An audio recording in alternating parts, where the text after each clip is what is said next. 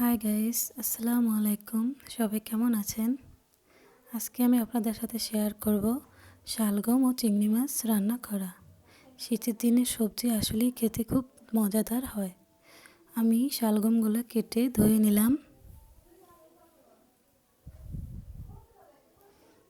এরপরে আমি কড়াইতে তেল দিয়ে চিংড়ি মাছগুলো দিয়ে দেব। চিংড়ি মাছগুলো ভালোভাবে ভেজে নিতে হবে। তারপরে 4-5টা কাঁচামরিচ দিয়ে দিলাম। যে যত ঝাল খাইতে চান স্বাদ অনুযায়ী দিয়ে দেবেন। এরপরে 1 চামচের মতো হলুদের গুঁড়ো দিয়ে দিলাম। তারপরে ভালোভাবে নেড়ে চেড়ে দিতে হবে।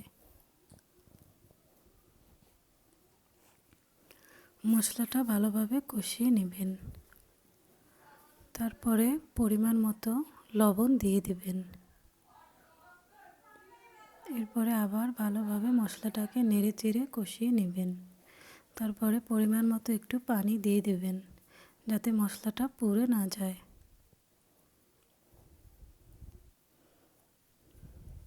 এরপরে ধুয়ে রাখা শালগম তরকারিগুলো দিয়ে দেবেন।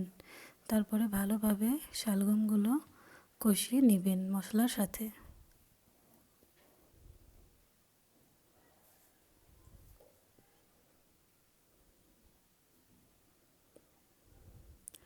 ভালোভাবে কষিয়ে নেওয়ার পর যখন দেখবেন যে ভালোভাবে কষানো হয়ে গেছে ওই পর্যায়ে পানি দিয়ে দেবেন পরিমাণ মতো।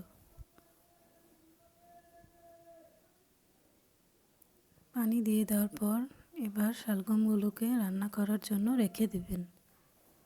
20 থেকে 25 মিনিটের ভিতরেই এটি পুরোপুরি সিদ্ধ হয়ে যাবে।